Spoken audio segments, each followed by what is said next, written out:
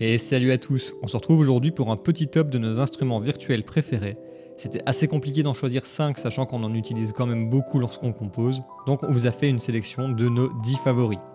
Et c'est parti directement pour le premier, le Codex de Waves. C'est un synthé polyphonique qui émule une table d'ondes granulaires, bref sans trop rentrer dans les détails, ça peut faire plein de sons, évolutifs ou non, en passant par des sons chauds et plein d'autres trucs. En plus il coûte pas grand chose, ce qui est quand même plutôt cool. Il fonctionne pas pour tous les types de musique, mais je vous conseille d'y jeter un œil. Le second c'est Battery 4 de Native Instruments. C'est un excellent sampler de batterie, il y a tout type de drums dedans. Après si vous êtes plus batterie acoustique naturelle, je vous conseillerais plus Superior Drummer de IK Multimedia. Mais sinon, Battery 4 a tout ce qu'il faut. En général, les produits Native Instruments sont de bonne qualité, et d'ailleurs vous allez en voir plusieurs dans le top. Et justement, le suivant c'est Massive, toujours de Native Instruments. Très connu dans le monde des synthés, Massive est principalement utilisé pour ses basses et ses leads.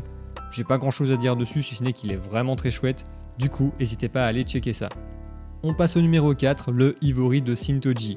C'est une émulation de plusieurs pianos bien connus, ils sont très bien modélisés et du coup ils sonnent super bien. Si vous voulez par exemple jouer avec un piano à queue dans votre chambre, c'est un très bon choix. Et on enchaîne avec le cinquième de cette liste, le East West Play 6. C'est un player de banque de son, un peu comme Kontakt de Native. Les banques de son East West sont vraiment stylées et le Play 6 est facile à utiliser, du coup nous on l'utilise assez souvent. Numéro 6, Kontakt justement.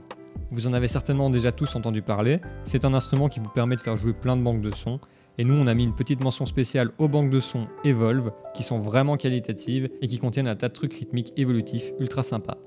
En 7ème position, le Arturia Stage 73V.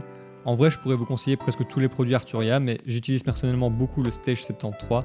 C'est une émulation de piano Rhodes qui fonctionne super bien, le son est incroyable, et il y a des presets qui fonctionnent très bien quand on est un peu pressé ou en recherche d'inspiration. Le suivant c'est le Diva de UHE, je sais pas trop comment ça se prononce, désolé. C'est un synthé bien sympathique qui va permettre de faire des sons notamment sortis des années 80, un peu rétro, mais ça peut aussi faire des choses assez actuelles, notamment des pads et ce genre de son assez sympathique. On passe au numéro 9 avec Modo Bass de IK Multimedia. Si vous n'avez pas de bon bassiste sous la main, cet instrument émule une basse électrique. On peut choisir entre plusieurs modèles de basse et plusieurs modes de jeu, genre slap tapping, c'est un peu comme avoir Davy 504 mais dans un plugin. Et enfin le dernier, c'est pas un instrument mais une banque de sons et c'est le Super Audio Cart de Impact Soundwork. C'est une grande banque de sons qui reprend plein de sonorités de vieilles consoles, genre la SNES ou le Game Boy. Ça permet donc de faire de la chiptune facilement. Je vous conseille fortement d'aller y jeter un œil si vous aimez ce genre de musique. Ça sera tout pour cette fois, j'espère que ça vous aura bien aidé. Si ça vous a plu, n'hésitez pas à vous abonner évidemment. Si j'ai pas cité votre instrument préféré, dites-le moi en commentaire. Sur ce, je vous souhaite un bon appétit et salut!